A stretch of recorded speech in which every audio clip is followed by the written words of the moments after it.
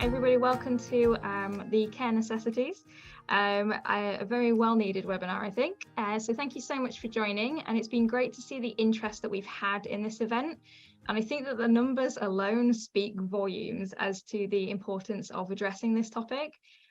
This is definitely the most registrations we've had for an event from either of our organisations, I believe. So it's definitely showing how much it's needed. For too long, too many of us have been held back by our mental struggles, myself included. And the more that we can normalise these kinds of conversations and normalise seeking help when we're struggling, the more empowered that we can all be. Absolutely. We decided to set up this webinar because we know and ourselves have experiences with the challenges associated with mental health, particularly when working with animals. We wanted to create an open, honest, safe space for some of these issues to be spoken about and brought into the light, catalyze more conversations, and hopefully share some tools and experiences through our amazing speakers and panelists. So firstly, introductions. Hi everyone, I'm Sarah. I work for Wild Welfare. And Wild Welfare is an international organisation working to drive forward welfare improvements for wild animals under human care across the globe. If you haven't heard of us before, because quite a few people haven't, then do check us out on our website and across social media. Now, I might be a little bit biased, but I do think that we do some pretty awesome stuff to help ensure that every captive animal under human care has the opportunity not just to survive, but to thrive. And nice to meet you all. My name is Elliot and I work with the Asia for Animals Coalition. Asia for Animals is not only Asia's largest, but the world's largest animal protection and advocacy network by membership. We have 24 core members representing some of the most well-known animal protection groups in the world, along with a further 270 member organizations who all have a focus on helping animals in Asia. We have a dedicated team of 12 people across 5 countries with 2 new positions currently advertised, so check out our webpage. We bring organizations together to cooperate on issues and to be a shared voice for wildlife and animals through our working groups, focusing on issues such as farm animal welfare, dog and cat welfare, demystifying policy for organizations, combating online social media animal cruelty, and a group dedicated to capacity enhancement to help NGOs achieve their missions for animals. And personally, I lead a working group dedicated to supporting wildlife sanctuaries and rescue centres across Asia. Okay, so how is our event going to work today? Well, firstly, we have 2 phenomenal speakers who are going to take us through various aspects of mental health awareness, from what is mental health and how we deal with compassion fatigue and burnout, and also giving us some insights into how we can hopefully take with us into our day-to-day work.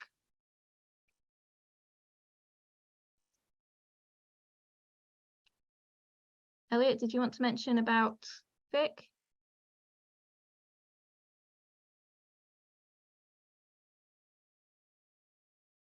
Elliot, are you there? You're on mute.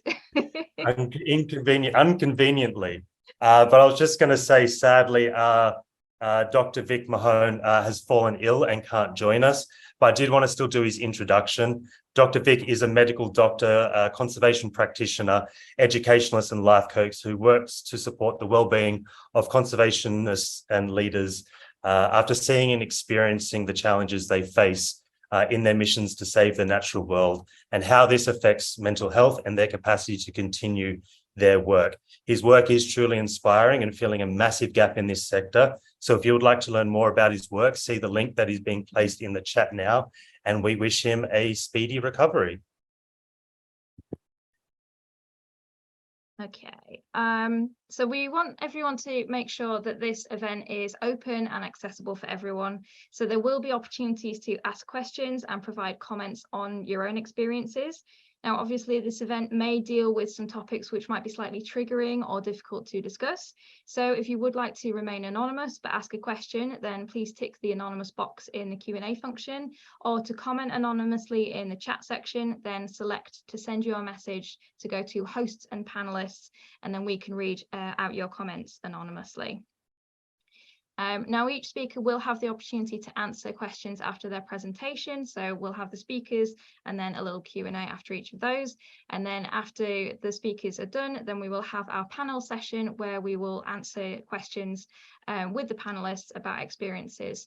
And there may also be the opportunity for you guys to ask your own questions there as well. So do feel free to put all your questions and comments in the Q&A and the chat. Before we go on to our very first speaker, I am going to hold my hand up and right off the bat say that I really struggle sometimes with my mental health. So there are quite a few different issues that float around inside my head, but the primary one is the fact that I have a very severe phobia.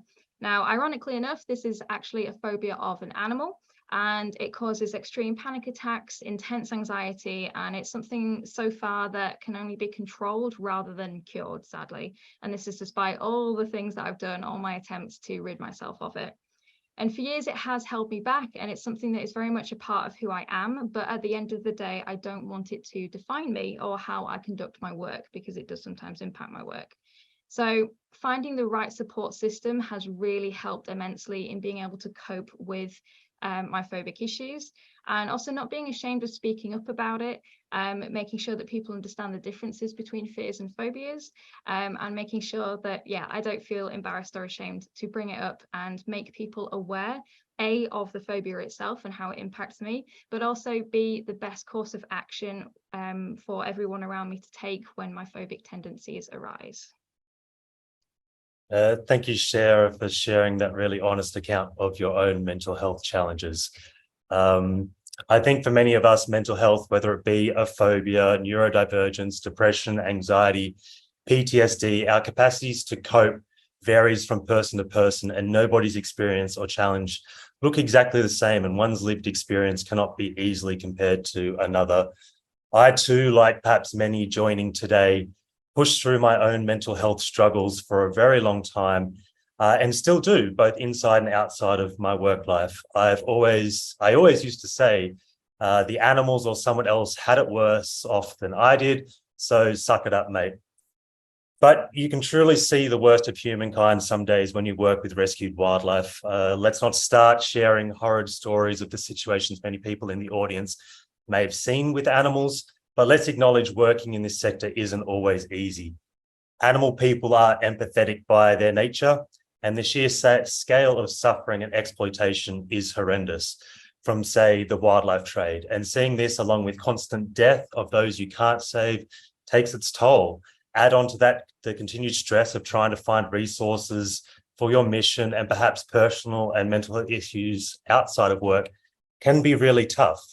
You may also be far from home, from your normal support network. Your friends and family are not close by, and you don't feel like you should burden your work colleagues who are probably dealing and seeing with the same things you are.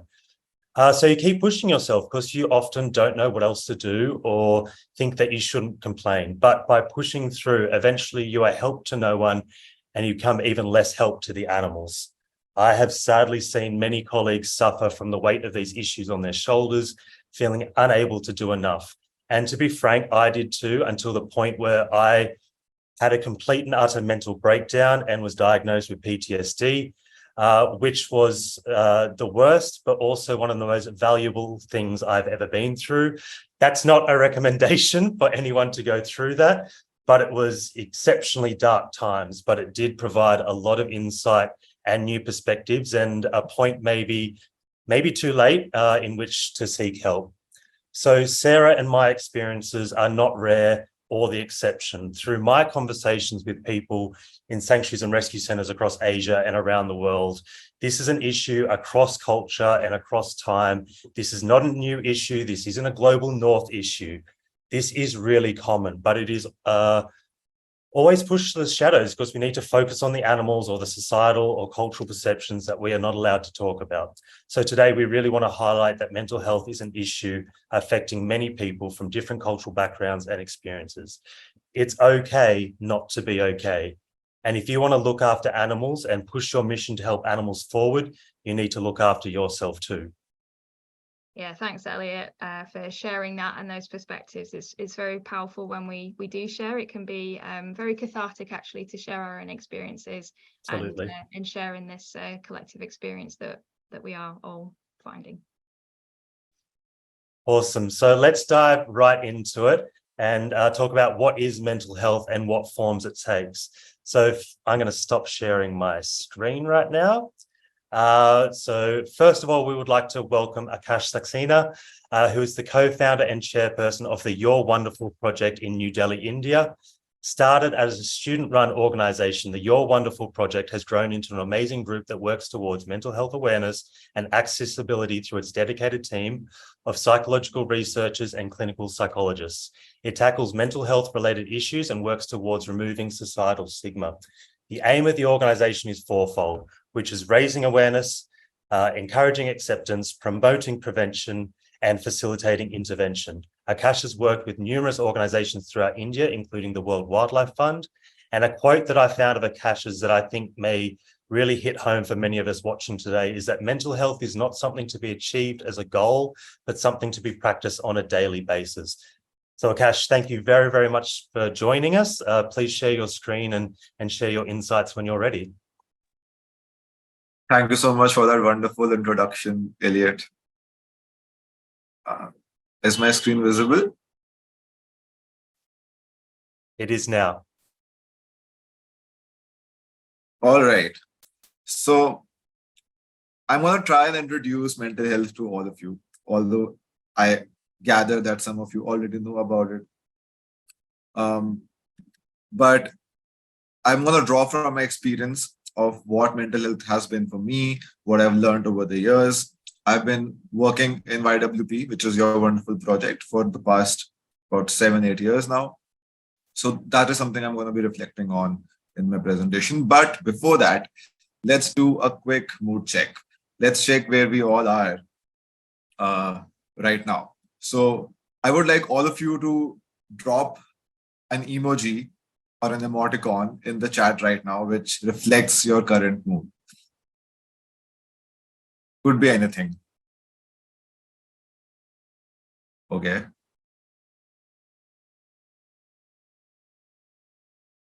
All right.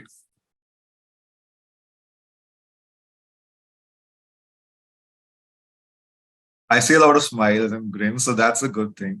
Okay.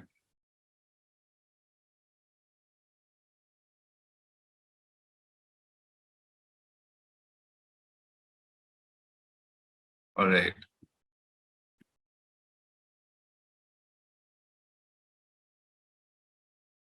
Okay. Thank you so much. I'll move forward.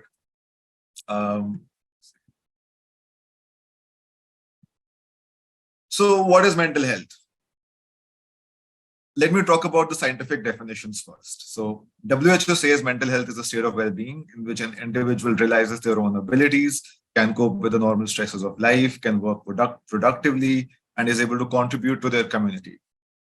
Center for Disease Control and Prevention says mental health includes our emotional, psychological, social well-being.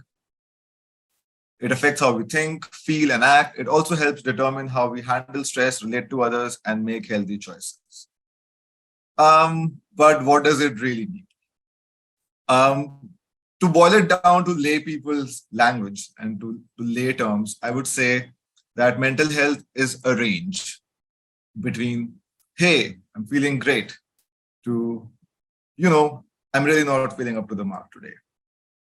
And what we strive to do and what we should strive to do as a society is increase the factors and focus on the factors that help us feel great, or at least in this range overall, and reduce the risks that put us over here.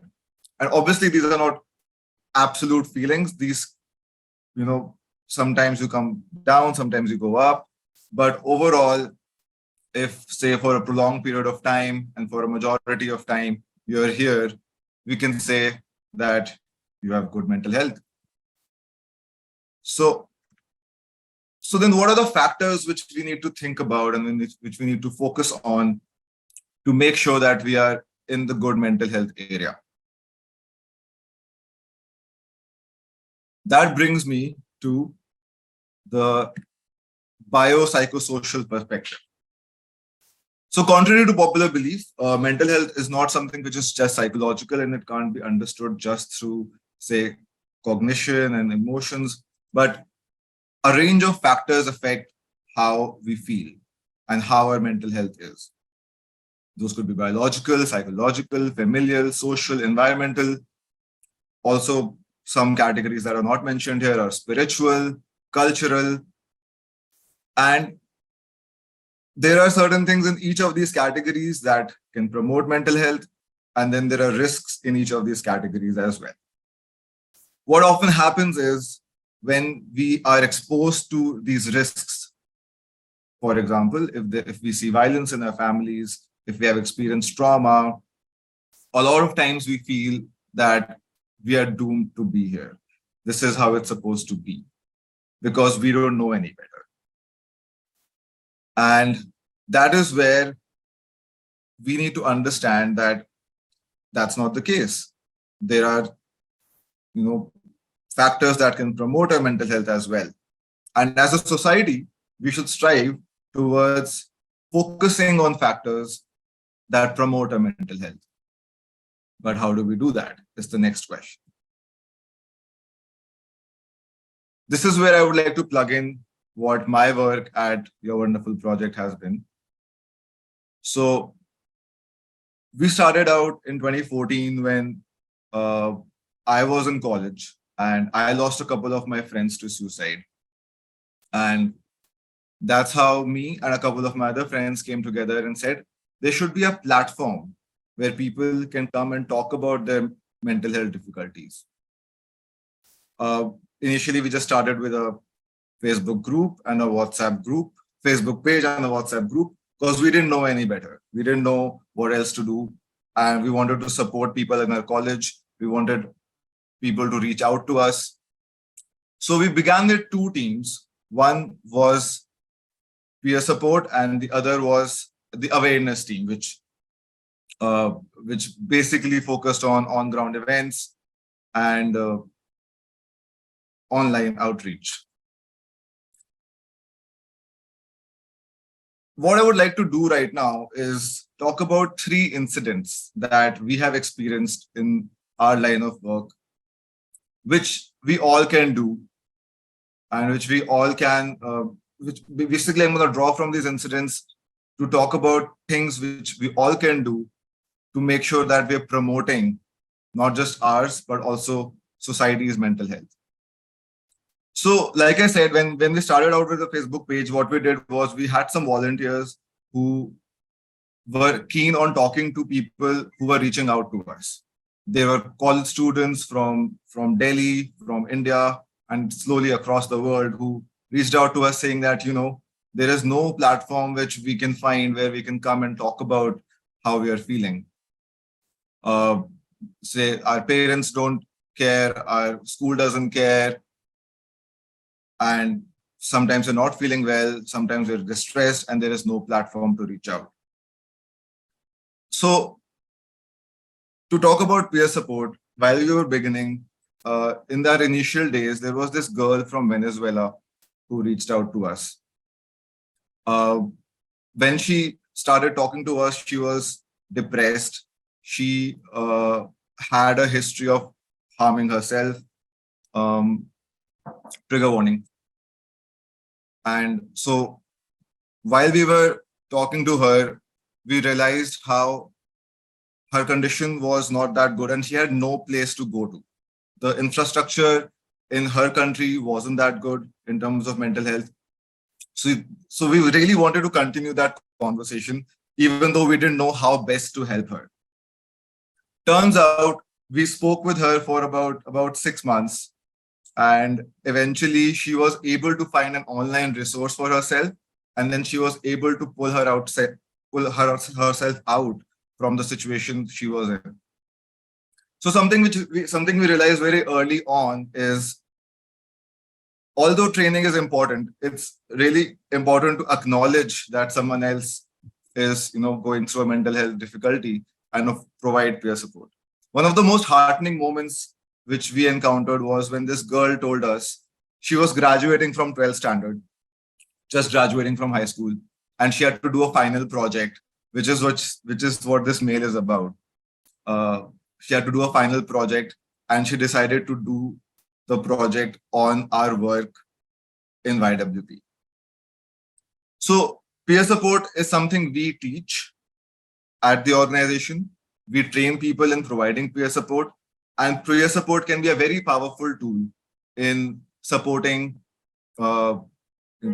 people around you and make sure that the factors that are promoting their mental health can be focused on. Let me come to the second incident. So like I said, when we started out, we were doing events on ground. One of the events we did was called Disorder Dialogues, which is kind of a human library event wherein we bring people who have experienced mental illness to talk about their experiences. And these people are paired with people who have been researchers in the area. So for example, if someone has been dealing with depression, they're paired with a person who has research experience in depression. And both of these people sit together and talk about the mental illness from both an experiential point of view and also from a theoretical point of view. So the person who's listening, the audience, gets to understand the disorder from a holistic perspective. Okay, I've been speaking for quite some time, so could I get a thumbs up if everyone is still here with me? Thumbs up in the chat or any emoji? Yes. All right. On that note, I'm going to have some water.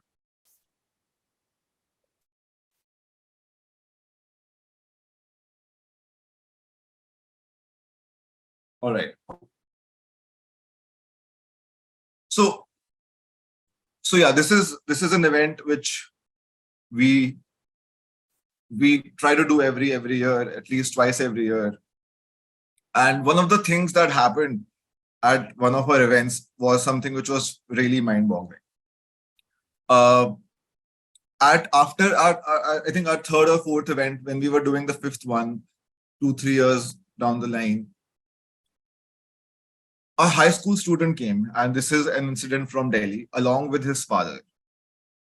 And the father, when he was walking into the venue, he was very agitated.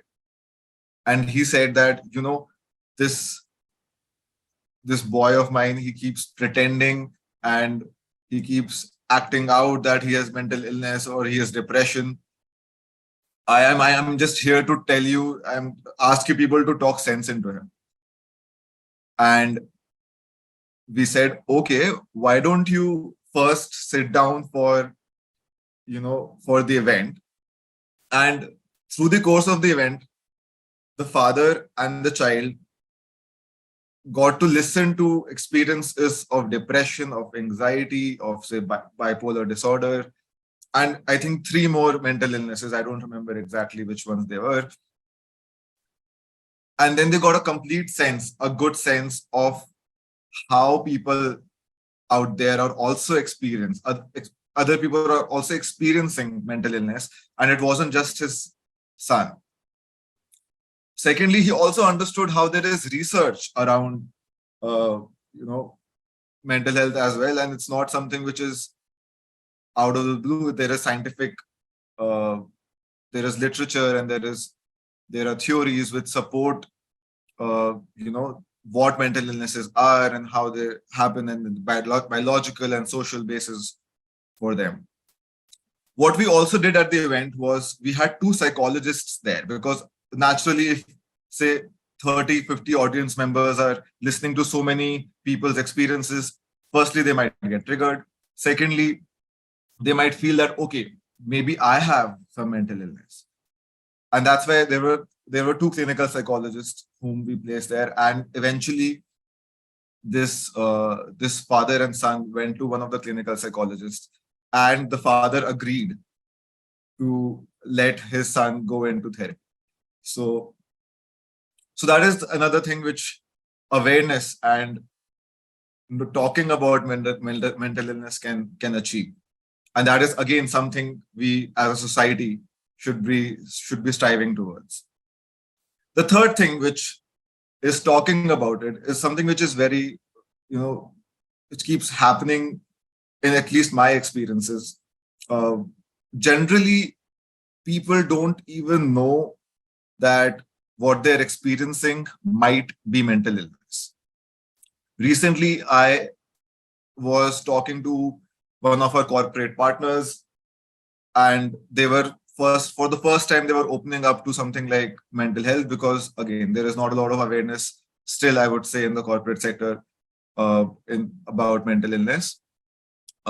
So the person I was speaking to, the CSR executive,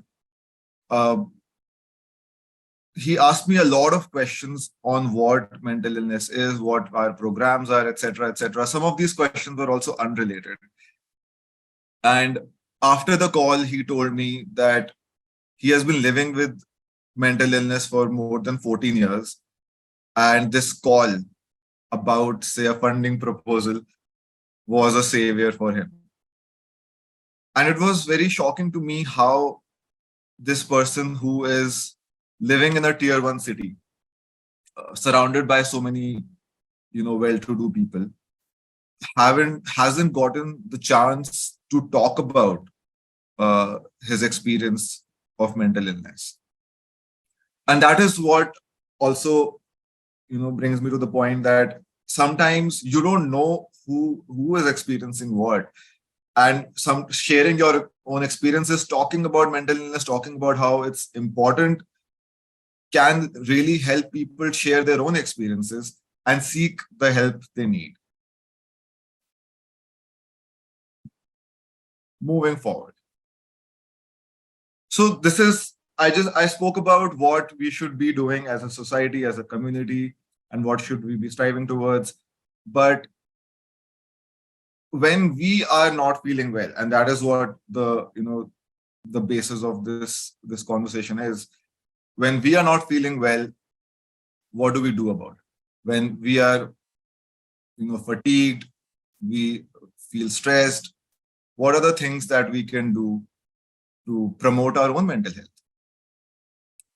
And I would like to talk about this interesting study that I came across, and I had also sent some resources your way. A YouTube video about the Kaloli tribe and Stephen Ellardy's work on on mental health as well. So I'll tell you the story of what happened with the Kaloli tribe and what were the inferences drawn from the study that happened around it. So anthropologist Edward Schieffelin went to Papua New Guinea Islands to study the Kaloli tribe for about 10 years. And he's an anthropologist, so he was studying a lot of different things about the Kaloli, their culture, what does spirituality mean to them, etc., etc. One of the things that he also studied was the incidence of depression in the Kaloli. And he found that in the Kaloli tribe, 1 in 2,000 people have depression.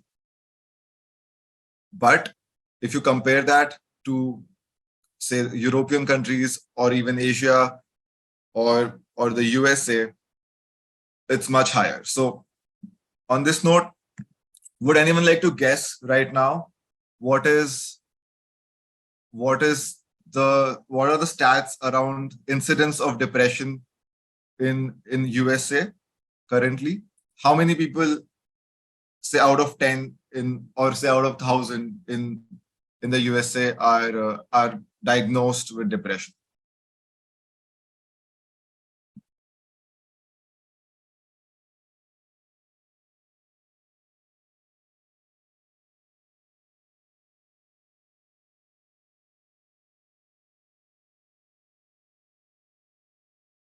Okay, so let me reframe the question. How many people out of 100 in USA are diagnosed with depression?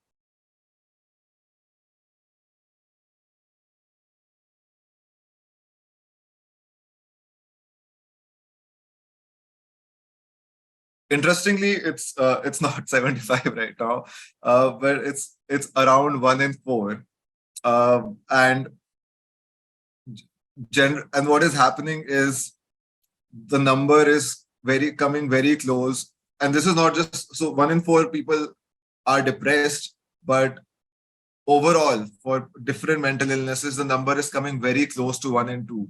1 in 2 people have some kind of mental illness.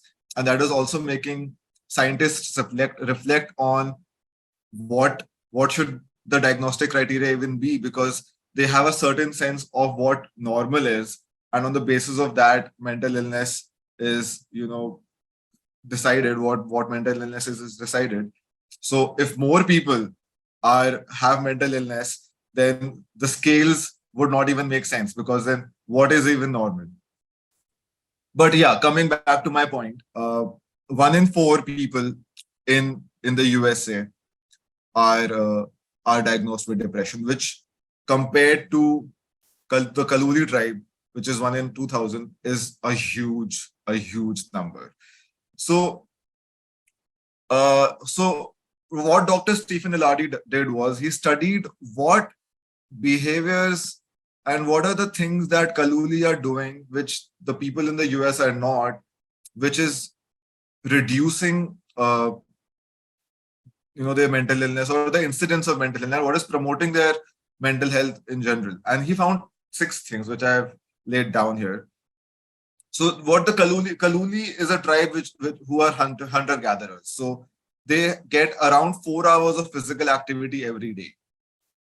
And in the US, as you know, a lot of people don't get that much exercise. They have to go to the gym and they have to especially go out of their way to exercise. But for the Kaluli, physical activity is a part of their daily life. They have to travel huge distances. They have to, dance and all of that. They do, a part of their culture. So they get a significant amount of physical activity, which is more than 4 hours.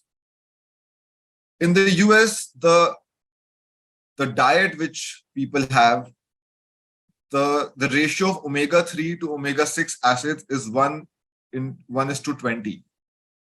And the healthy balance of omega-3 to omega-6 is supposed to be 1:2.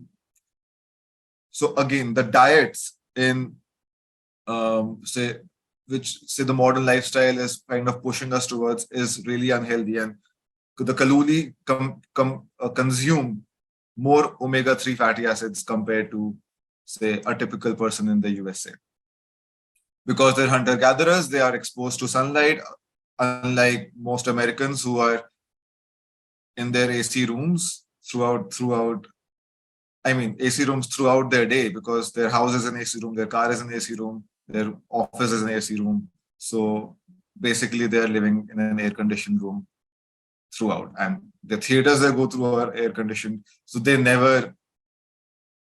not never, but a lot of times they don't get exposed to sunlight at all. Healthy sleep. So this is something which, technology has kind of started spoiling for us. So Kaluli get a good night's sleep and they're not troubled by technology or Facebook and Instagram notifications. Also, they don't get a lot of time thinking about their existence in the world. They are constantly engaged in communication and work. So there is a lot of anti-ruminative activity. And last but not the least, every night the Kaluli sit together with their community and they eat together and they talk together, which maintains their social connection. So just drawing from all of these things, Dr. Stephen Ellardy started a program where these 6 things were focused on. And these were things that all of us can very easily also follow and learn from. And he found that people who were engaging in these activities saw a decrease in depression. So overall, the study group he had, there was a decrease seen in the number of people who were depressed after they enrolled in this program. It was a 3-month program. in which people are made to do all these 6 things, and a change was noticed. With that, I would like to come to the end of my presentation. So we have been working on mental health for the past 7-8 years now. Like I said, your wonderful project has psychologists, has peer supporters. We have been into research. We also work with school children. So if you want to follow our work, please, you can go to our Instagram page or just message me personally as well. So I'll be happy to respond. Thank you. Over to you, Elliot. Thank you so much for that, Akash. That was, I think, really, really insightful. I think particularly those cultural insights that you mentioned, how we are often not looking after ourselves in the first place and doing those basic things to look after ourselves. And like we already sort of mentioned, putting others or animals first leads to sort of harming ourselves. But where do we start to identify, do you think, that the difference between a mental health problem or issue compared to everyday life stress when we're starting to look after ourselves, maybe? Right. So that's a question which I've encountered a lot of times. For some people, they're able to cope with a high amount of stress, and for some people, a little bit of stress can really trouble them. So I would say, and what also the mainstream view in psychology and mental health is, if you feel that your stressors are in some way making you dysfunctional, something which is hampering your functionality, then this is the time when you should be seeking help. Also, you can do a mood check with yourself every day. And if you feel that after, doing your chores, doing your activities, you don't feel good at the end of the day, then that's also something which can be, an indicator of reaching out for help. Thank you. I think that's really insightful because, it's something that I've often had conversations with friends about, is like, how do you know when something is quite wrong versus you're just in a bit of a rut? And I think it comes down to, checking on yourself. And as you sort of allude to, seeking professional help. That sort of leads us into our next question quickly, is like, sharing feelings is important. But often we look at social media, for instance, and I know when I've looked at stuff in the past, I get a constant feed of, you've got depression or you get XYZ, and it reinforces this.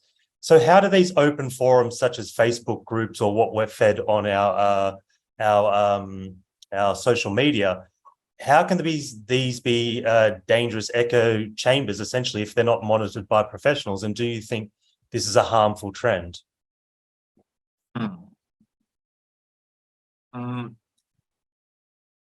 I feel if say social media is reaching out to people who don't have a lot of idea about mental illness to begin with, then that's a good thing. But if you're someone who is aware of your own, and if you feel that there is something which you might have a mental illness, then Facebook is not the right place to learn about it, right? And even Google is not the right place. That's why we call mental health practitioners professionals, because that's where you should be going. And this is it's very similar to how you'll see things from the lens of physical health. When you have a cough and you go to Google to see what you have, Google will never say you just have a cough. It will say something very grave mostly. So the right place to go to is a professional. And I would also say that if you're getting confused, and that's the right time to withdraw from a forum which was initially, say, helping you learn more. But if you're getting confused, and that's where you should withdraw yourself and not get more confused. Yeah, absolutely. And for everyone joining at the end of the presentation today, we have a great online resource where you can filter by your country to try and find local mental health services rather than having to rely on Google and social media. One very last question for you before we move on to Leona is one of our other speakers actually was interested in the question, what are the skills and tools that the project equipped to the volunteers to be able to give their support in that program you're talking about? We could imagine this is very challenging to discuss.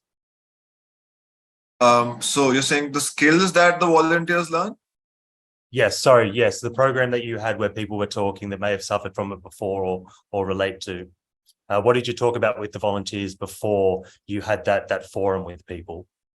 Thankfully, I have that slide with me. So this is the model. This is the peer support model. These are the skills that we teach within peer support.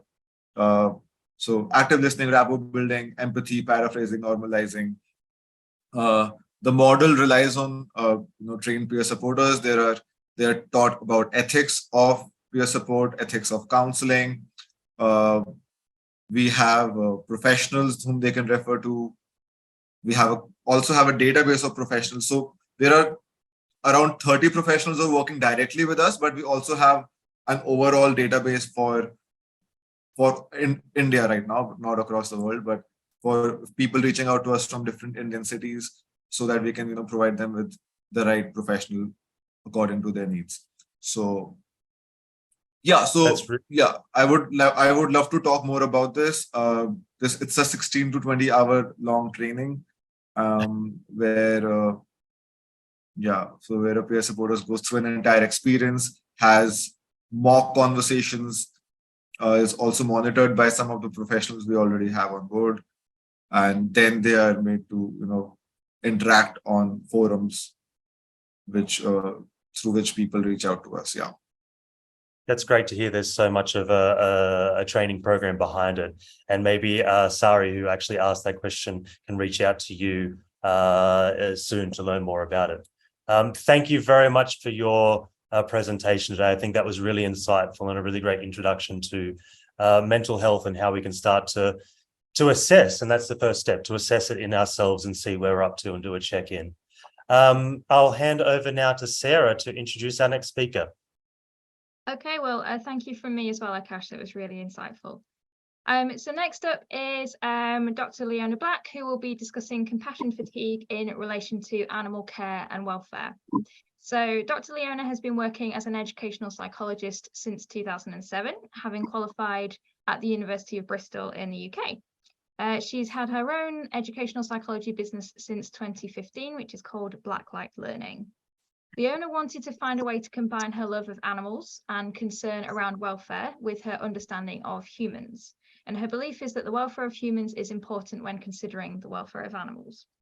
So in 2021, Leona embarked on a master's at the University of Edinburgh in international animal welfare ethics and law. And she learned from speaking to colleagues in and outside of the course just how prevalent compassion fatigue can be in the area of animal welfare. And as a result, she wanted to combine her psychological and helping skills to support those directly supporting animals.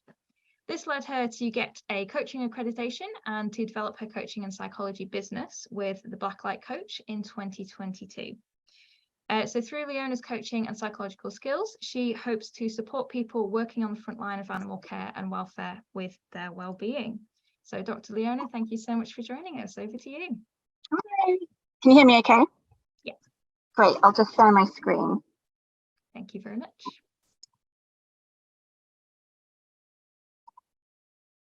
Oh, okay. All good? Can you see it okay? Yep, all good. Okay, great. Hi, lovely to see you all, and thank you for the introduction and for being here today. I'm going to be talking about compassion fatigue, which I think is obviously a very important topic. I wasn't going to say this before, but everyone's been so open. I've experienced compassion fatigue in my own work and burnout. I know now how it feels, but during the experience of it, I had no idea. I wasn't really watching what was going on in my body. I didn't really understand what was happening to me. And it was only through coaching that I then started to unpick what was going on for me and to find ways around it and to manage things better and continue doing the work that I do. So yeah, I do get it. And I'm definitely not perfect at managing it, but I'm getting a lot better over the last couple of years and hope to continue. Another thing that is that I sometimes get quite nervous doing presentations. So I wouldn't call it a phobia or a massive fear, but a little bit nervous. So that's how I'm feeling right now. But I'm also really excited. And I think nerves and excitement, they feel exactly the same in so many ways. So I'm feeling both of those things at the moment. So okay, well, I'll get started. So some of you may have heard of the concept of compassion fatigue or indeed experienced it yourselves. People who support animals are usually, by definition, caring people who value and enjoy putting the needs of animals first, and so are susceptible to experiencing this.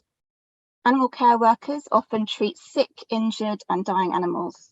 They go into their jobs with the idea of protecting and caring for animals, but the reality is that they may also have to make some very hard decisions in relation to certain animals in their care, and not all can be saved.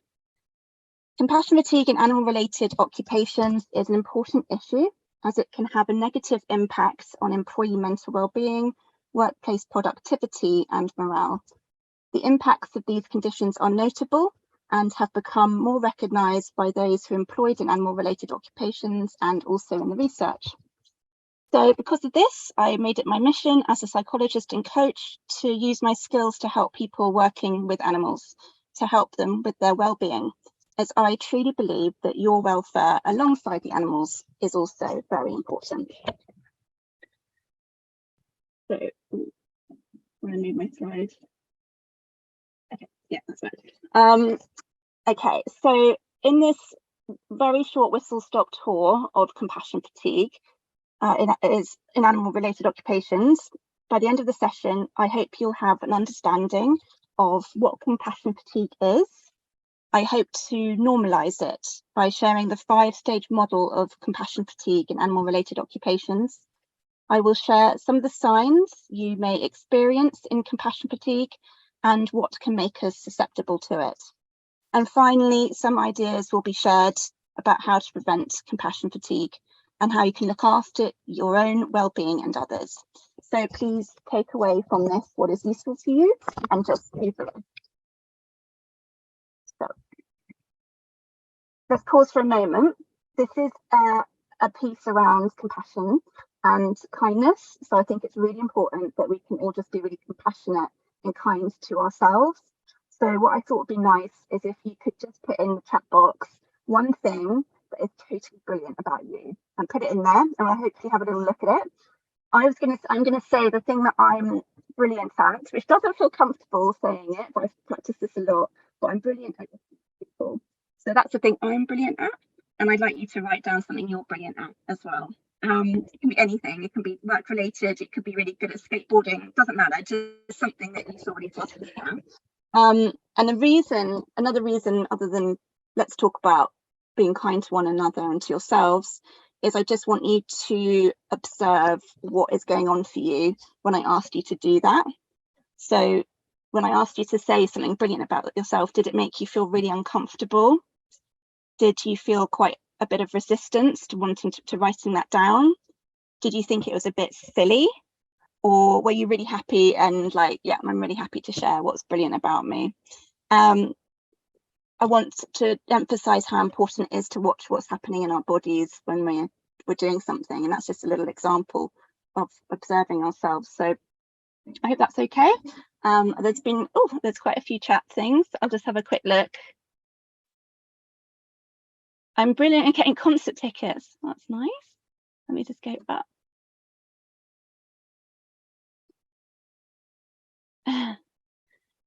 Boxing and singing, but embarrassed to share. Yes, it is. It can feel really like it wasn't comfortable to say I'm good at listening. You like showing a positive energy with people. I hope you're getting crafting. I'm brilliant at hosting visitor keeper experiences. These are great. Lovely. Photography. I don't know if I'm going to capture them all. I'm emotionally intelligent. I did feel happy about saying it. Good. So I struggle to know what to say. I know it can be really hard to say something positive about ourselves. We're much better at saying what's not going so well, I think. Thank you. Procrastinating. Sharing passion. It feels very awkward to try and think of things. Yeah, good. I'm not good that it's awkward, but good that you're recognizing that in yourself. Well done. Being positive, sometimes unrealistic. Oh no, not Jill. No, not Jill. You've got so much positivity. It's wonderful. Martial arts, finding something to keep me busy, positivity, resilience. All right, this is great. Lots of really positive things. It can be very awkward to talk about this, but an activity maybe to take away with you and check in with yourself later on. Yeah, absolutely. Cool. Okay, well, I'm going to move on. Okay, thank you for that. I'm going to move on. There we go. So I'm just going to provide a definition to begin with of what compassion fatigue is. So it's considered a state, it is a state experienced by those helping people or animals. It is an extreme state of tension and preoccupation with suffering of those being helped to the degree that it can create a secondary traumatic stress for the caregiver. I'd like to add to that definition, which I think it's a protective mechanism. Having compassion fatigue is a way to protect ourselves from the things that are really scaring us or we're finding really difficult or traumatic. So it's a way to protect ourselves and keep us safe, but isn't always very helpful, unfortunately. What I have noted in the literature is that compassion and empathy fatigue are often used interchangeably in the research to mean the same thing. So just some researchers prefer to use the term empathy fatigue because there is a difference between empathy and compassion. So briefly, empathy is when we feel with the other person or the animal, and it's a useful step in building social connection. That's why we have empathy. It helps us connect to other humans. This connection can also lead us to experiencing the other's pain, though, or their distress, and then the lines can get blurred between what is their pain and what is our pain. So this leads to us taking on the stress and the experiences of those being helped. Doesn't keep us separate, keeps us very involved. Whereas compassion, on the other hand, can be characterized by feelings of warmth, concern, and care for the other, as well as a strong motivation to improve the other's well-being. Compassion goes beyond feeling with the other to feeling for the other, and it is argued can keep us one step removed from their pain. It protects us and allows us to be present for what they are experiencing instead of what we are experiencing in reaction to their pain. So therefore, having compassion for what you do instead of empathy is arguably better. But for the sake of this presentation, and because the term compassion fatigue is more commonly used, I will refer to this as compassion fatigue. But I felt it was really important that people were aware of that distinction to help, as it might be helpful in your work to think about how you want to approach the things that you do. Do you want to do it with empathy or do you want to do it with compassion? Okay. So I just want to draw, I just want to highlight the 5 stages of compassion fatigue, which were created by Figley and Roop.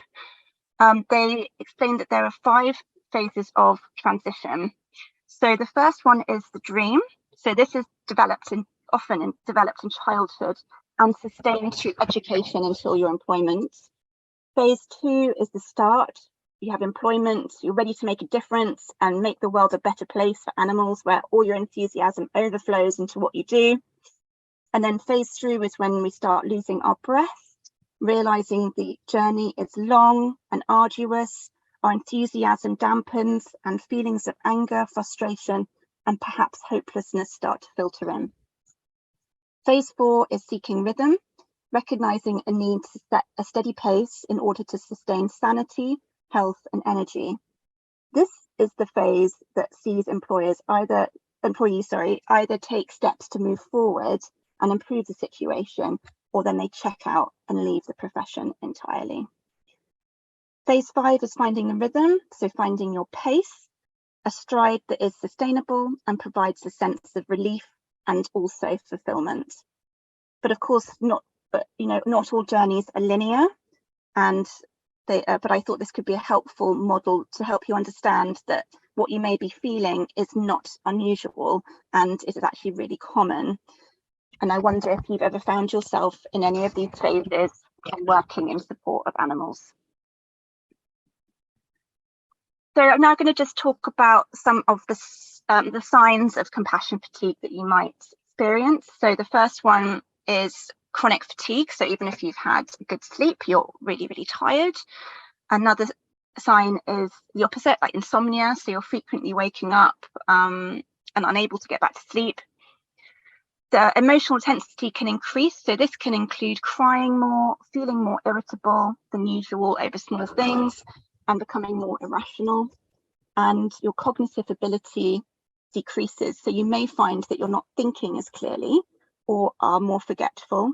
And the reason for that is because you're experiencing cognitive load. You can't take any more information in. And so some things just have to get left out, essentially. I was going to have a sip of water. The second,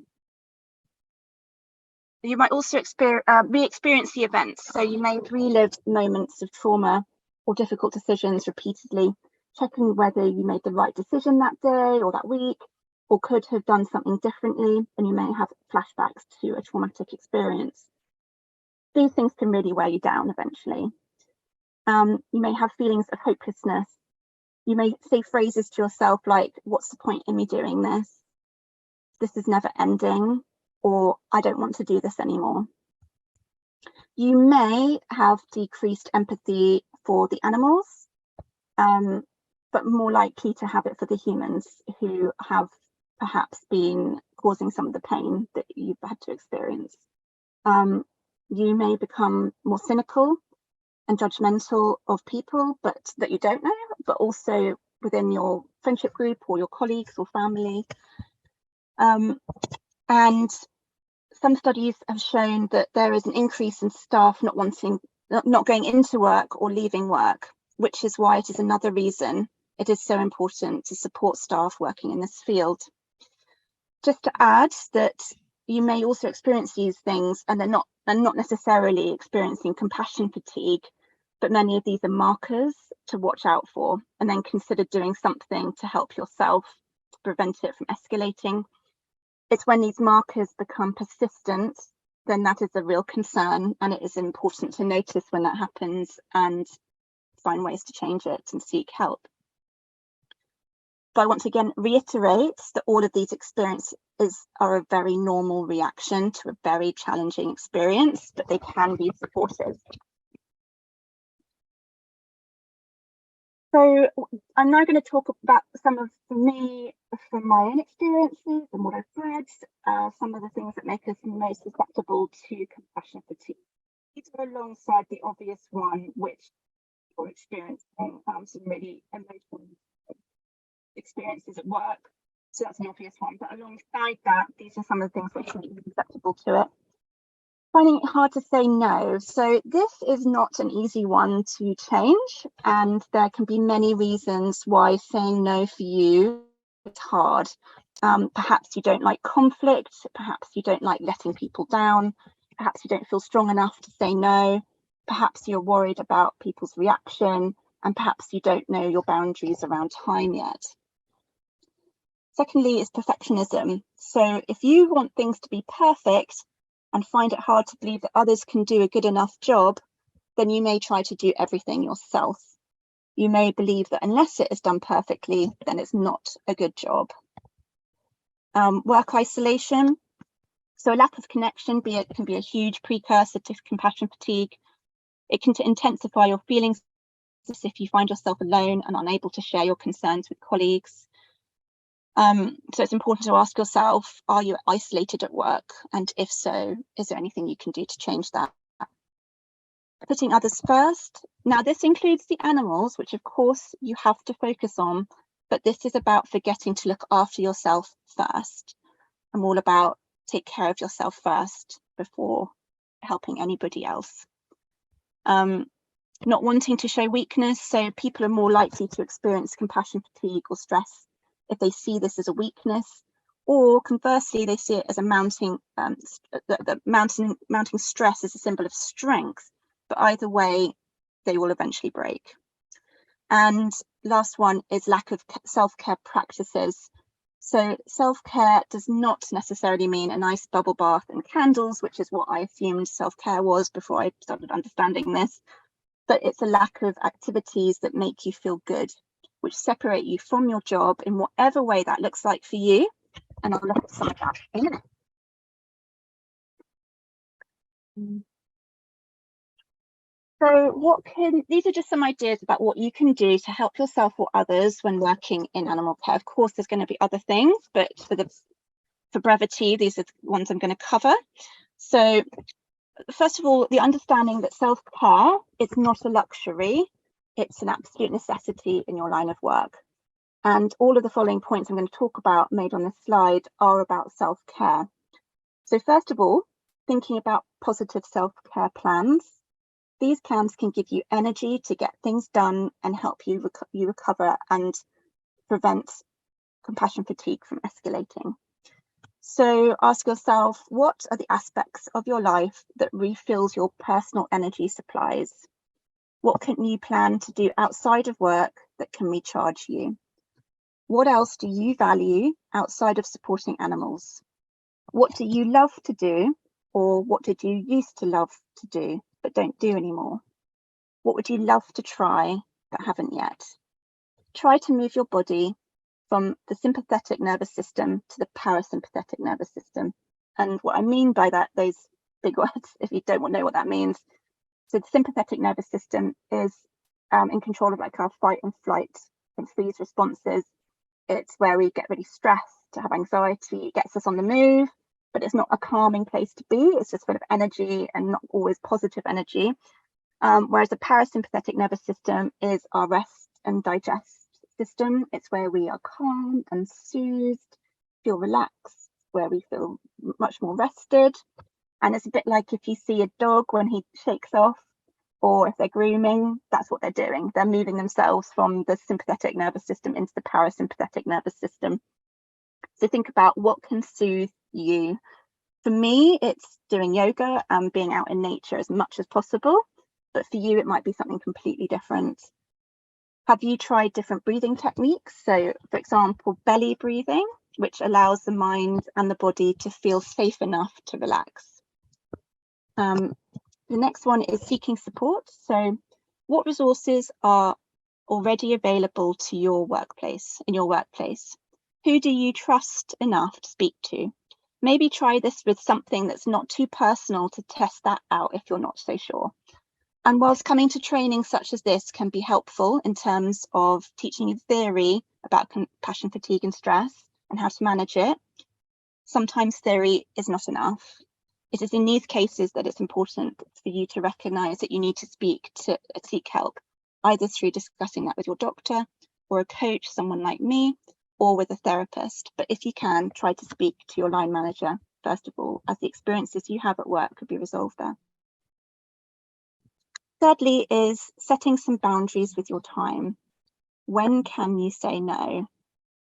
Think about the week ahead and just note to yourself, what do you actually want to say yes to, and what do you want to say no to? And how does it feel to imagine yourself saying those things? What are you saying yes to by saying no to something else? Maybe you're saying yes to looking after yourself first. So anticipate situations where you may need to say no. Consider potential requests or commitments that may arise and think about how you will respond. Having a plan in place helps you feel more prepared and confident. Offer something you can do instead. So maybe you can say, I can't stay until 8 o'clock tonight, but I can come in early tomorrow morning. As Brené Brown quotes, nothing is sustainable without boundaries. It is the key to self-love. Breaks. So breaks are wakeful relaxation. And so they're really important for your mind and body. when can you take a break in the day, but also outside of work? Do you understand and truly believe that having a break, even a quick one, or something totally unrelated to what you're doing, allows you to refuel and is really important? It offers you a space to reflect. What activities outside of your work allow you to have those breaks? Observe your body. I mentioned some of those markers previously, so you need to take time to notice these before they escalate. If you are irritable, this may be an emotional warning sign that something is not quite right. And connection and laughter, very important. You can't be anxious if you're laughing. It's actually impossible. So I mentioned some of those markers, important to be connected with friends or colleagues. Take time to celebrate something going well, and move on. Laughter also helps us get into the parasympathetic nervous system, that much more calming area of our body. And finally, compassion, satisfaction. It's talked about a lot in the research. So this refers to the positive aspect of working as a caregiver and finding what that might be. So for example, the grooming of animals has been shown to play a positive impact on compassion satisfaction. So compassion satisfaction, it is shown to act as a buffer to compassion fatigue in animal care. It is a protective factor. There may be negative things that you cannot change in your work, but there may be positive things you can increase to act as that buffer. So balancing out the more challenging tasks with the tasks that can create a sense of feeling good, such as cleaning, feeding, bonding, playing, all of those things can act as a buffer. But all the things I just mentioned so far, they all act as buffers to compassion fatigue. So they're all useful to help you. And I think if you haven't heard of this analogy, I'd be remiss not to mention it in case you haven't, is the when you're on an aeroplane, when you get the oxygen mask, you always have to put it on yourself first. You have to help yourself before you can help anybody else. And it's exactly the same in what you do. You need to look after yourself before you can help anybody else. So I just want to say a personal big thank you to all of you for the work that you do to support animals. I really know how important you are, and I hope that you can go away from this really short session with a few tidbits at least, and a little bit more understanding about compassion fatigue that you can try and do to take care of you first. That's so important. If you want to get in touch, I'd love to hear from you. Tell me what you thought. If you've got any questions, you can find my website here, the Blacklight Coach. There's my email, and I'm also on LinkedIn. So, and I like making new connections on LinkedIn, so please get in touch with me. I've also got some references. So these are the academic references I've referred to, the key ones. So in the recording, you'll have a copy of that in the recording as well, because we won't write that all down right now. And that's it. So now I think we have any questions. And I'll try to stop sharing my screen. Yeah, that'd be great. Thanks, Leona. There we go. Well, firstly, thank you so much for such a wonderful presentation. And I have to say, very personally, in the slide that was talking about what makes you susceptible to compassion fatigue, I felt seen. So thank you for sharing that. It's yeah, very, very challenging, but certainly great to know that we've got those tools at our disposal to help. So yeah, and they're not. Sorry, go on. They're not all the tools, are they? You know, it's 20 minutes. For me, they're just the highlights, and certainly things that have helped me get over my compassion fatigue for sure. And hopefully some of our audience can use those as well. So we've got a question. When friends and family aren't really supportive, maybe they don't kind of understand the challenges that we ourselves as animal caregivers are experiencing, and possibly the country that you're in doesn't necessarily prioritize animals either, how do we go about seeking out other forms of support?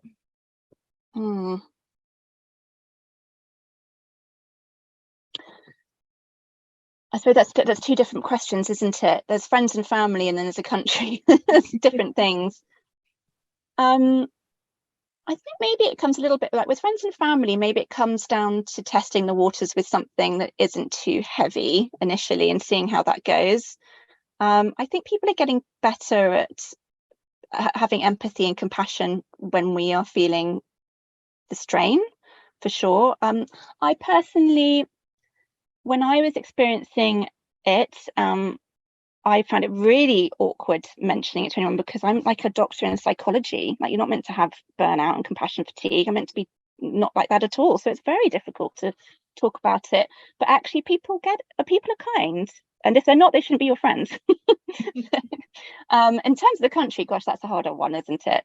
But there are, I think, didn't you say you're going to be sharing some places that you can seek help at the end? I think Elliot said that. So there's obviously loads of charities out there which have free resources, and I know there's helplines as well. There's not many, but there's some. And yeah, seeking, like I said, through coaching to help you overcome these things, or if it's much deeper than a therapist. But start with work and get some help there if that's where the main problems are, if you can. But the key message is talk about it. It's not a thing to be ashamed of, ultimately. Absolutely. And yeah, the more you talk about it, the more you can be open and hopefully seek that support where it is available. So yeah, it always feels like the first step is the hardest, but definitely once you get over that first hurdle, yeah, there's so much there, which is fantastic. So another question for you, Leona. When there's disparity between two people as to how they're coping with, say, the grief of the death of an animal, or witnessing animal abuse, for example, maybe you've got one person who is a little bit more able to cope with that kind of thing, and then you've got someone who is reacting a little bit more severely to it. How are you able to bring everybody onto the same level to kind of understand how everybody's feeling and to hopefully move forward with those feelings? Are you talking about the person being like the manager of those two people?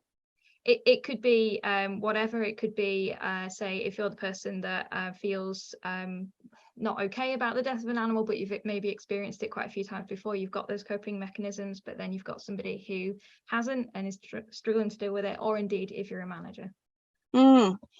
That's an interesting question. I don't have a specific answer in terms of like research or anything on that. It's an opinion, so it's trickier. But I suppose the importance of trying to help them have a shared understanding, if helping both of those people try and see it from both of their perspectives, perhaps you could probably learn. Like, I suppose I'm thinking about it. Person A might be absolutely fine with the death of an animal, but is that their protective mechanism? Are they pretending to everything is fine? Because actually, if they openly say what is wrong, then they fall apart and they can't deal with that. Whereas person B might be really open and saying, I'm really struggling with this stuff, and they look like they are really struggling, but actually by the fact of them opening up shows their strengths. So they both have these different strengths, and not even weaknesses, but differences that they could perhaps learn from. That's a great idea. Sometimes it's difficult to get managers to see it in the same way, I think, but yeah. You'd have to have a very safe space to do that, and time. Absolutely. To manage that, I think, and that's not easy. And then another question, Leona, how do you deal when you get feedback from a manager that they have empathy for animals but not towards colleagues? So the feedback from the manager is, I have empathy for the animals but not for you. I can't imagine. I don't know. I truly believe that in order to help animals, the humans have to be well. Animal welfare is about the humans. If we didn't have humans, would we even have animal welfare difficulties? So I counter that to say that you need to look after the humans first and understand that without them doing a good job and doing the best that they can, the animals will suffer. I think that's a very good way of thinking about it. It's really difficult when everybody thinks about these things in such different ways, isn't it? It's yeah, there's a lot to factor in there, and working with different personalities can always make these kind of things much more Absolutely, difficult. and that's why it's important to not be isolated at work, because you need to have objectivity. If you become isolated and not listening to other people's perspectives and holding them in tension and trying to understand, even if you don't agree with that perspective, holding intention to understand their perspective, then that's where you can come unstuck. Yeah, I guess that's something that we can all do within ourselves to help other people, is to just do that perspective taking, I guess. No problem. Fantastic. Thank Well, you. thank you so much for answering all those questions, Leona. I'm sure that some of them are quite tricky. They were, but it's good. It got me thinking. But yeah, we've had a lot of questions and a lot of great feedback already from our wonderful audience. So thank you everyone for sending those in. Thank you. I'll have a read of them now.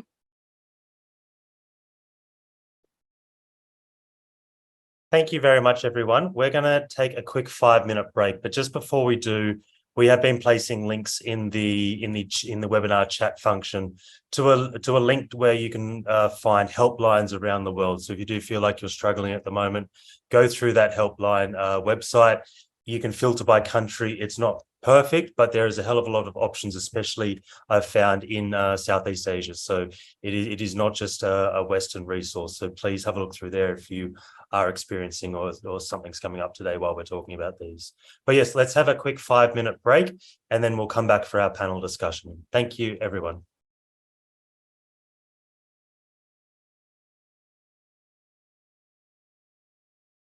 Okay, everyone, welcome back. Hope you're all feeling refreshed.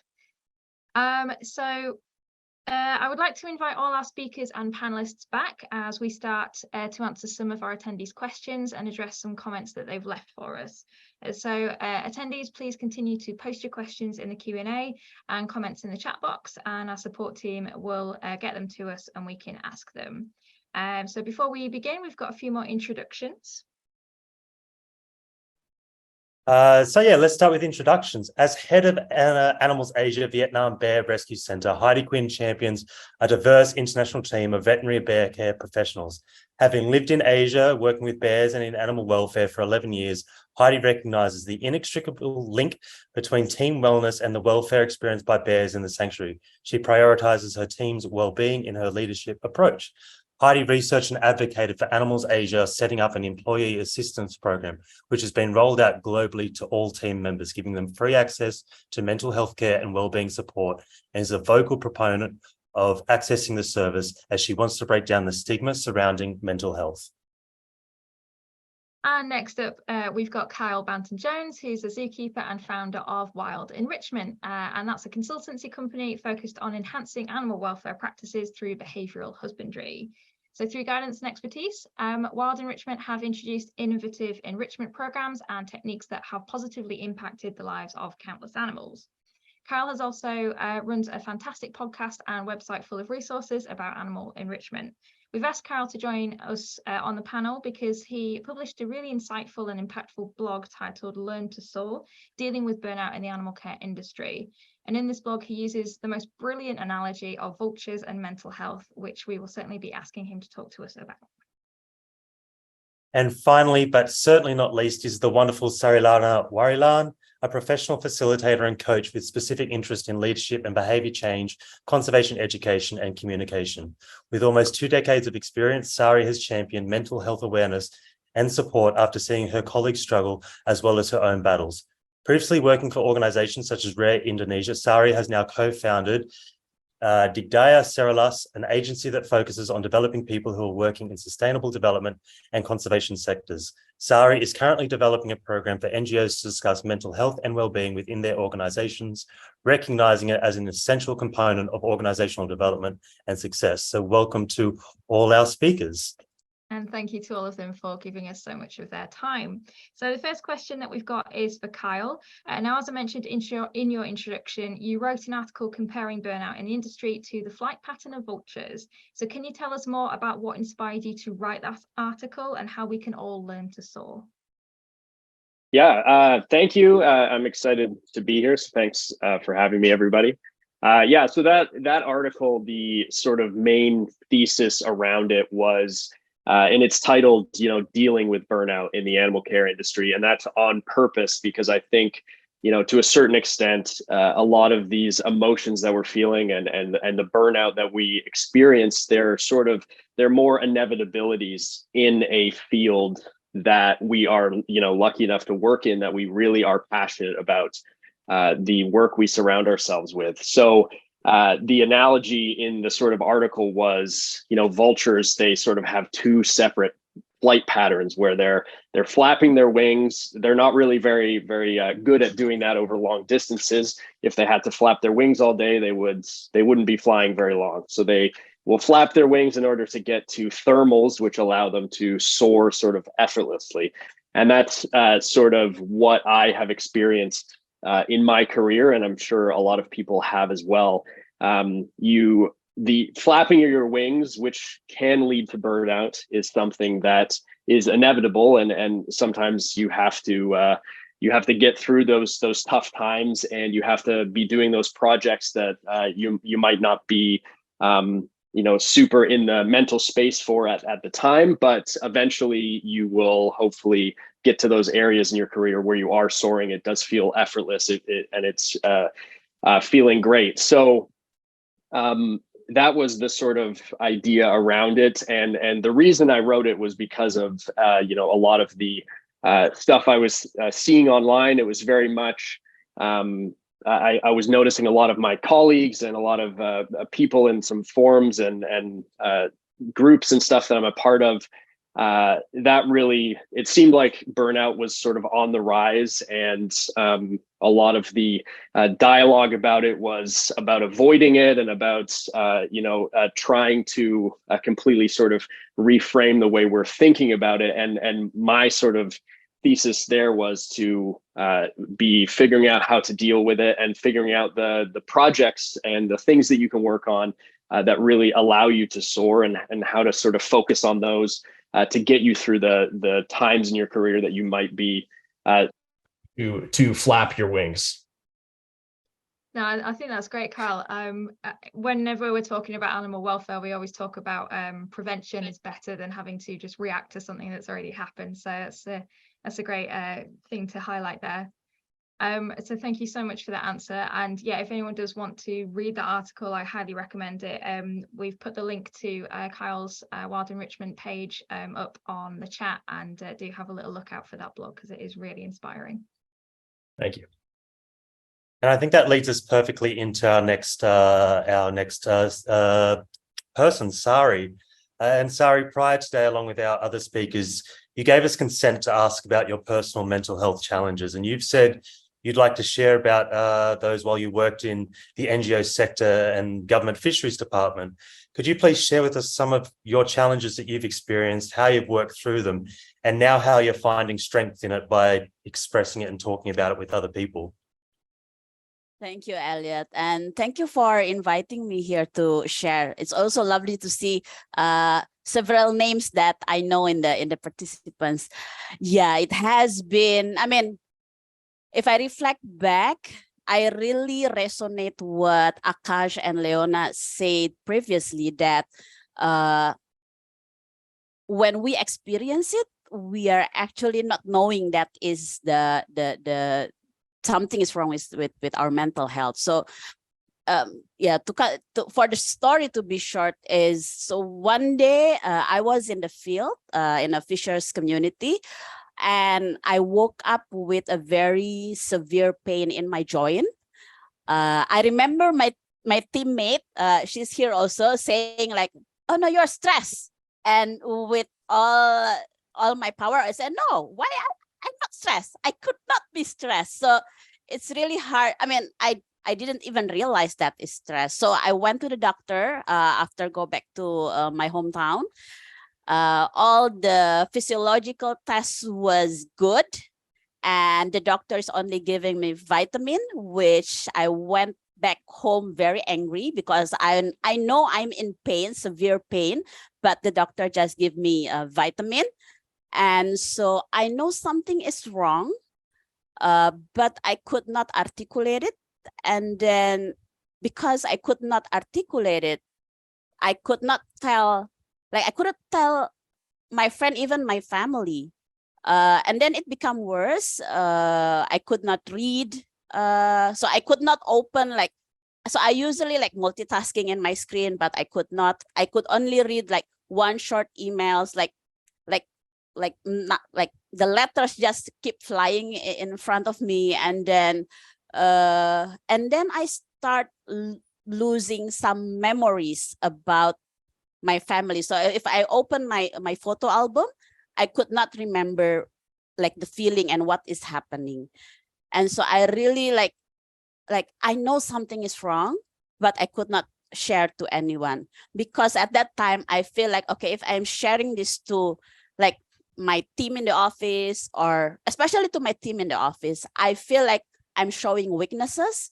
And because I'm working with, at that time, I'm working mostly with male co-worker and supervisor, I really don't want to be seen as weak.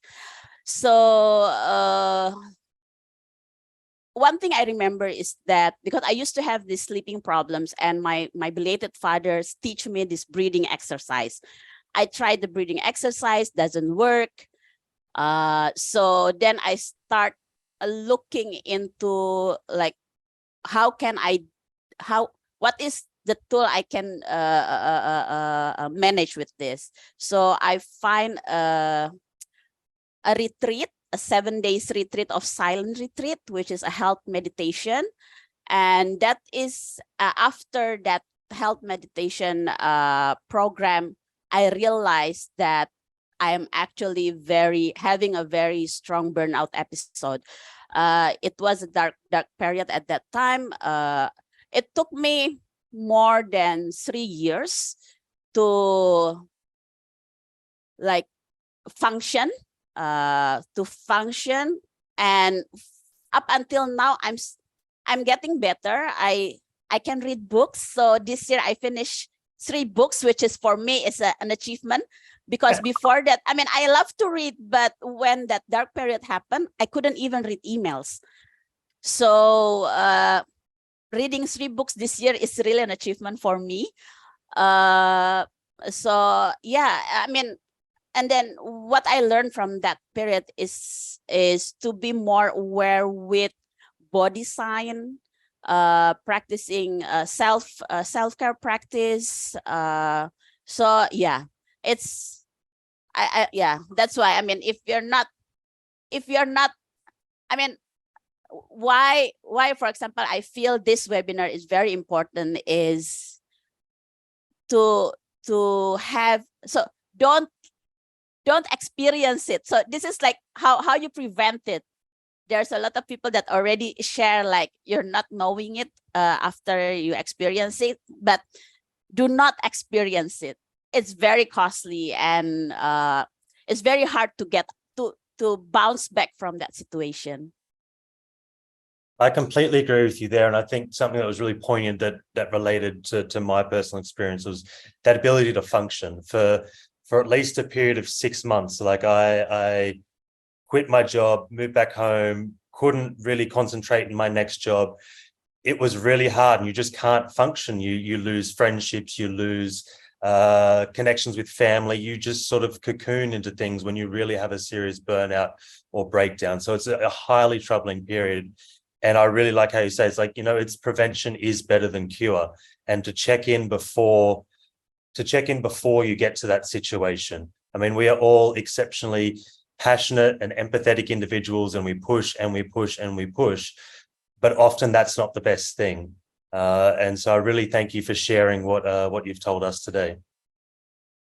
And sorry, I have to agree. I've gotten physical signs of stress before, which I was convinced it was anything other than, for about half a year, I couldn't breathe properly. And I was convinced like my lungs were dying. There was something wrong there. I was convinced that it had to be something physical. And it turned out it was just stress. And it is so incredible to hear that almost, and also be given that permission almost to kind of say, yes, you are stressed.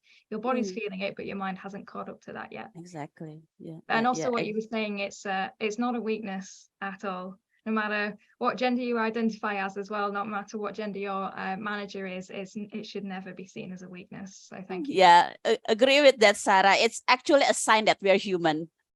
Absolutely. We're all Homo sapiens and we all need to just acknowledge that. Nobody's perfect.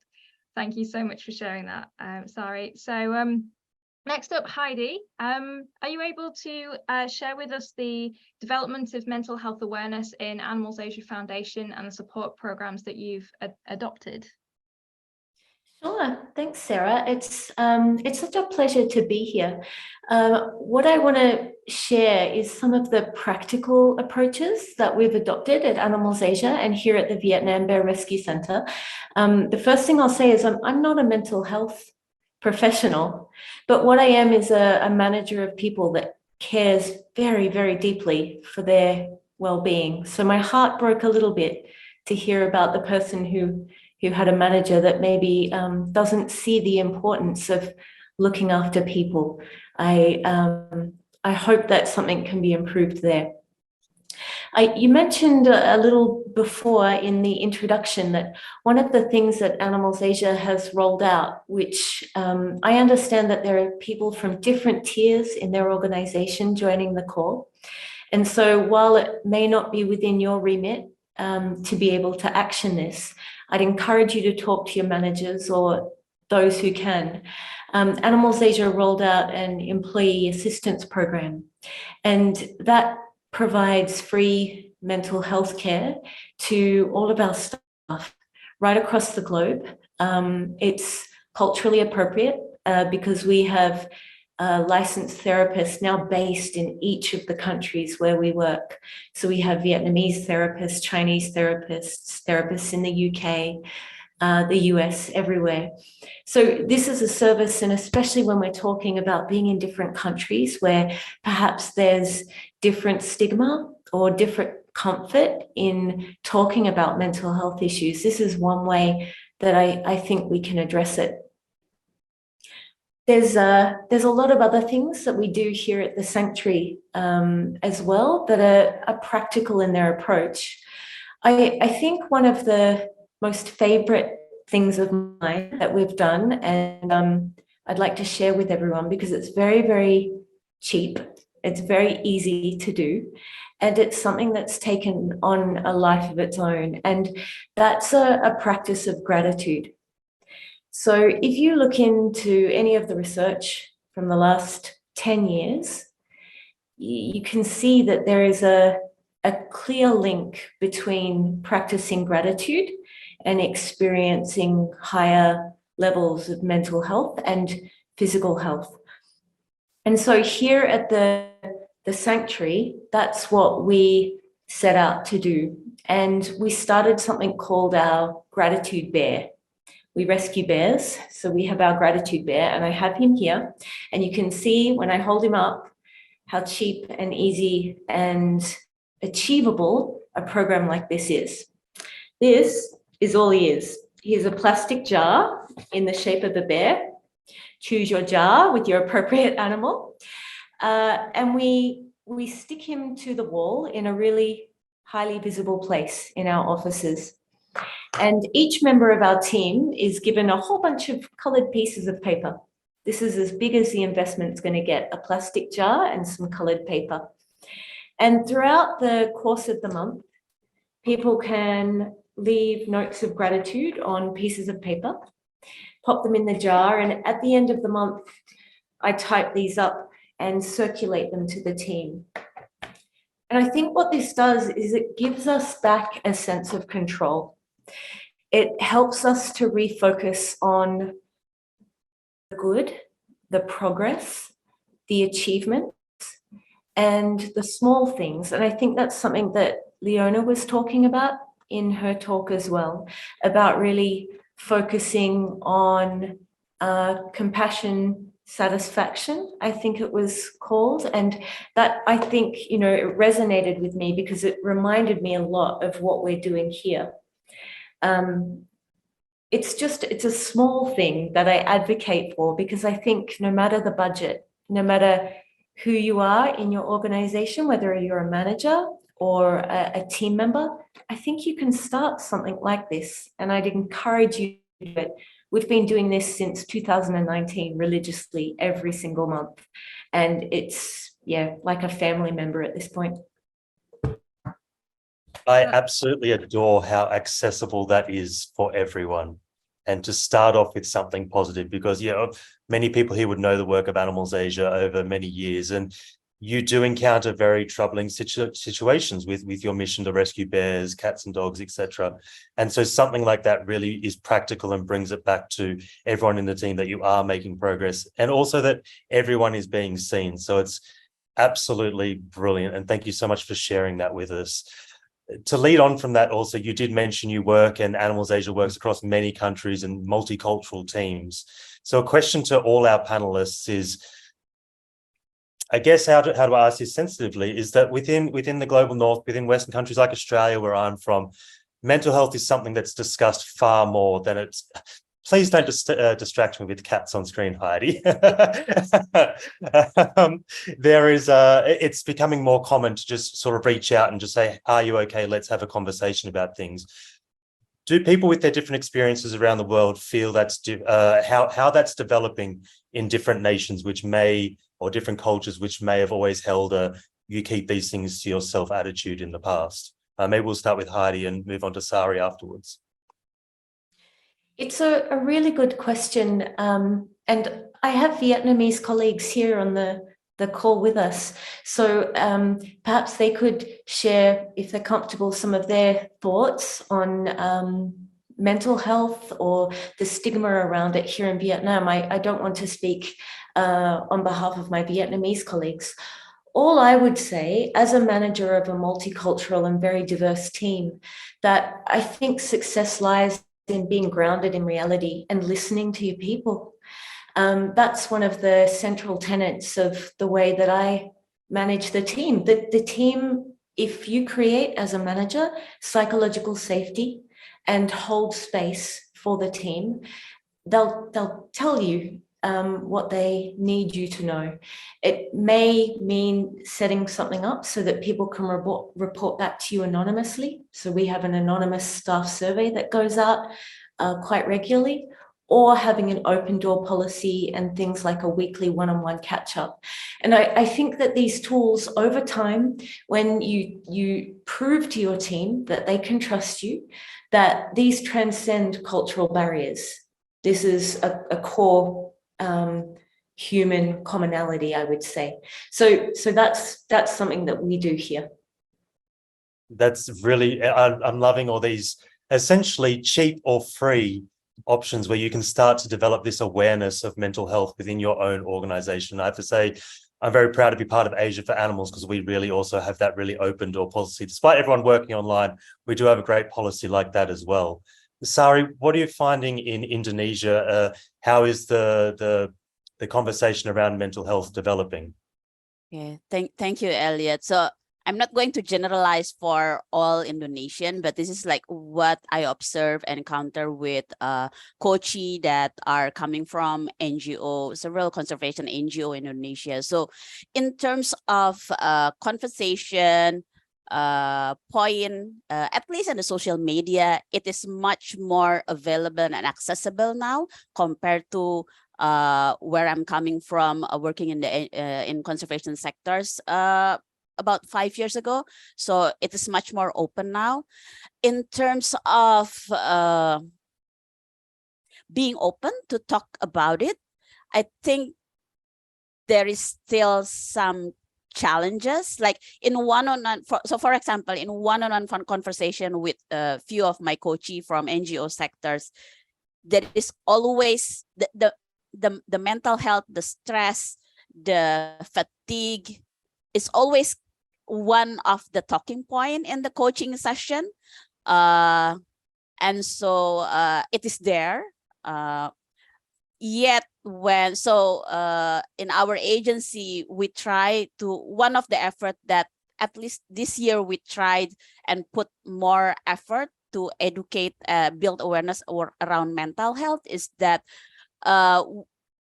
even for free webinar, only a small small participants are coming from the the NGO sector. Most of it is mostly coming from professional commercial sector. And so that's one interesting point that we're still trying to figure out, like how we can how we can have much more open communication about this in at least in our NGO network.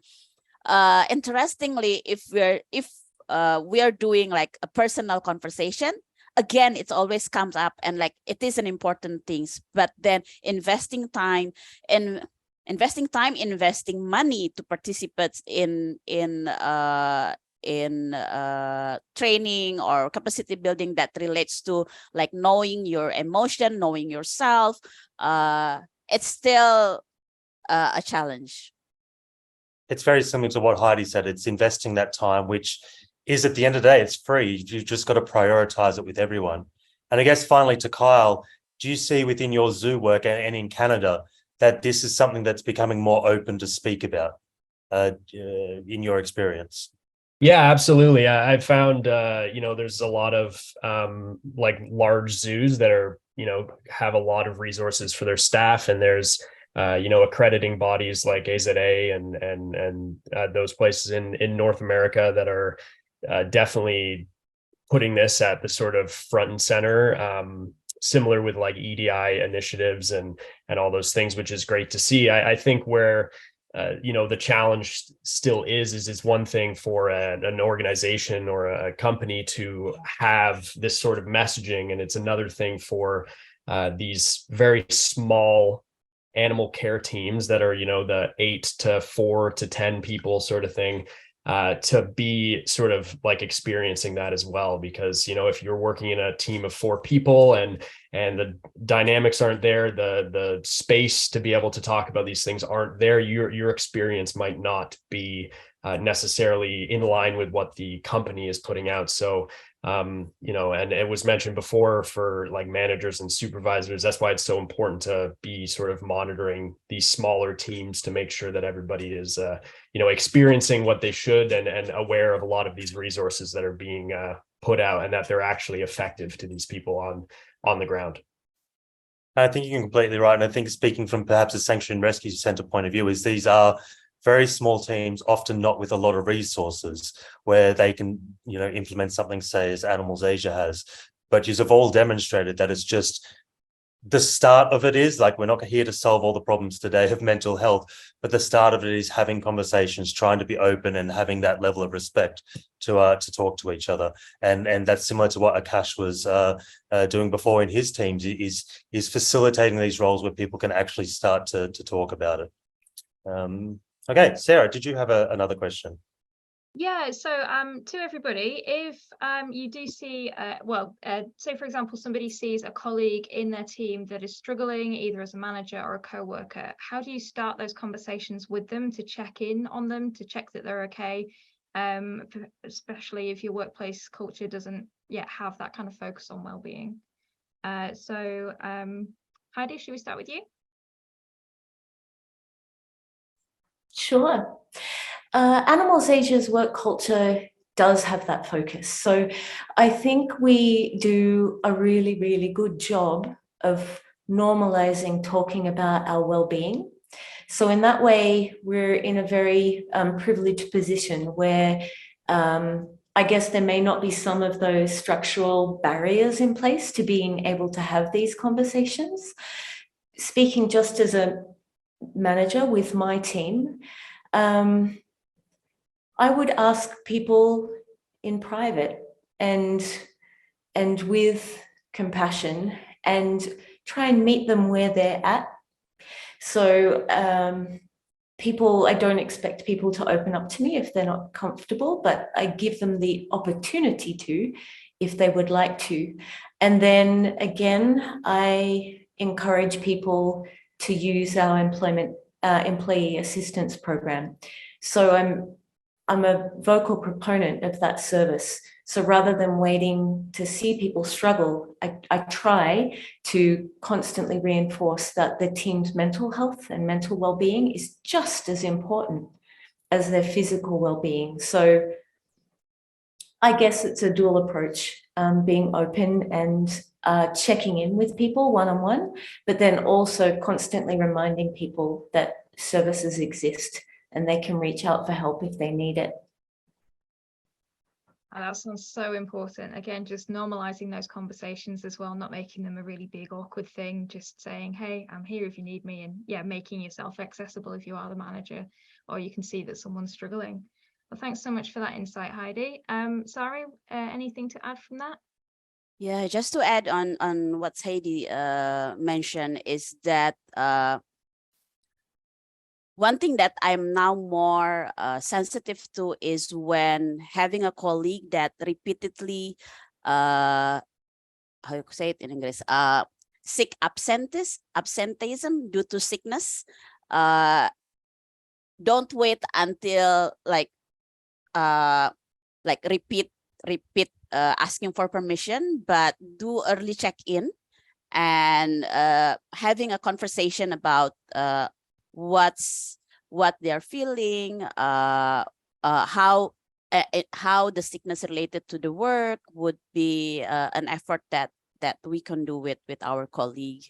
And for me is keeping a list of professionals that offer services for free is also handy.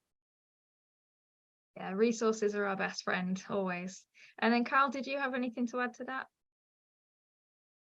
Yeah, not really much to add. I completely agree. I think like these conversations, they sort of start with a foundation of having these relationships with your coworkers and, maybe if your subordinates, if you are sort of in that management role and fostering those relationships so that people are, feeling comfortable bringing these things to you. And that's where a lot of these sort of cultures really start. So. Oh, fantastic answers, all three of you. Thank you. We did have a question from one of our attendees, and if you do have any further questions, do continue to put them into the Q&A. We just had a question, and Leona, Akash, maybe this is for you too. Are compassion fatigue and burnout the same thing? So Leona, did you want to go first? I think I put an answer, but I'll say it again. No, they're not the same thing.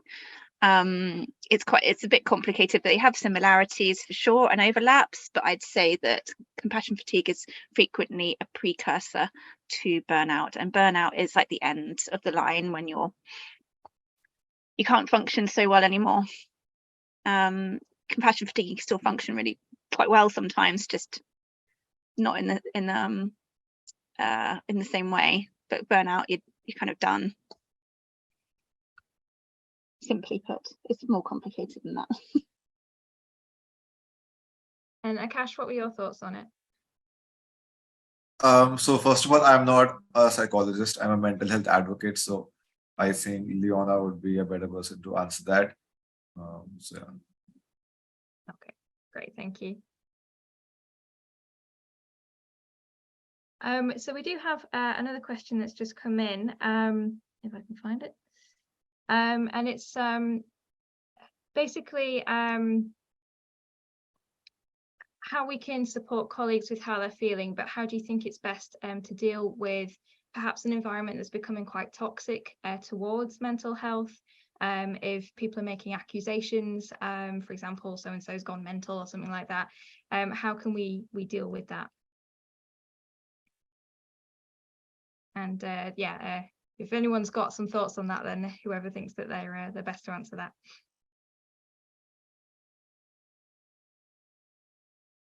I guess that's a very tough question, Sarah. And I mean, learning from my own experience, one thing that I do is having myself in control and having a positive perspective toward the situation. So basically it's helping myself to be able to like manage the situation, seeing the situation from a different light. Yeah, I mean, that's the thing. I mean, So this is one thing that I learned. Have a realistic and relevant goals, because that is managing our own expectation, and have reach out for help in order to be able to have a clear mind in making decision, even for ourselves or our team. Just make sure any decision that we take is made with clear thinking and not based on how you call it, like anger, frustration, or else. Yeah. And I think I'd like to share a personal anecdote there. Is just I've been in that situation before where I've been a manager and my mental health was not in a good place, and it really affected the entire team. And so it was, in retrospect, very challenging. I saw everyone's point of view from it. We all tried to support each other the best we could. But when it's not right, it's not right. And you need to know when you need to step out of a situation. You need to know when to have that reality stick to check yourself, to go like, the decisions I'm making in this moment, what are the feelings they're based on? Do I have a clear mind? And sadly for myself at the time, it wasn't. And it was challenging for myself. I could see that in myself, and challenging for people around me. So yeah, that's a brilliant point you bring up. And once again, Elliot, thanks for that honesty, because I know how hard it can be. Okay, so I think that brings us to the end of our panel session, guys, because we have been going for 2 hours now. But obviously all our speakers have donated their time to discuss this vitally important topic. So if you or your organisation would like to learn more about them, donate to NGO projects, or access the tailored services provided by their companies, then their information can be found in the chat now or via the speaker profiles on the AFA event page. And finally, if you've got an NGO that's interested in joining the Asia for Animals Coalition, or indeed you'd like to learn more about wild welfare and what we do, then the links are also now in the chat. We will also send out a follow-up email to everyone in the coming days. We are also placing a feedback form in the chat right now. If you could all take a couple minutes just to fill it out, because it's really important we get feedback about these events so that we can make them really good into the future, and to get your opinions on them. Finally, if this event again has brought up any issues or feelings, please look out for support of friends and family. Seek help from a medical professional. We are also placing some links, as we have done throughout the whole session, where you can find a helpline. And Asia for Animals is developing a resource database, which we'll share in the chat now with everyone, where you can start to find resources that can help you get through these things. And then finally, a reminder that this event was indeed recorded. I remembered to press the button, so I'm very happy about that. So if there is any part of it that you want to watch back again, it will be available on both the Wild Welfare and Asia for Animals YouTube channels in the coming weeks. And on behalf of all of our speakers and panelists and the teams at AFA and Wild Welfare, we want to thank you massively for joining us and helping to start this really important conversation about mental health in captive animal carers. So thank you so much to everyone who's joined.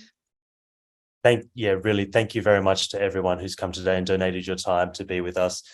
And I think, as me and Sarah discussed before the event, and people have alluded to today, is that good people welfare can equal good animal welfare. So if we can take that home as a message, that we need to look after ourselves if we want to continue this mission to help animals. One final thank you to all the AFA staff behind the scenes who helped us in the chat, managing the Q&A. And again, thank you to all our speakers and panelists for joining today. Thank you so much, everyone. We really, really appreciate you starting and joining us on this conversation about mental health awareness. So thank you. And remember, everybody, it is okay not to be okay. Thanks again, guys, and see you soon. Goodbye, everyone, and thank you.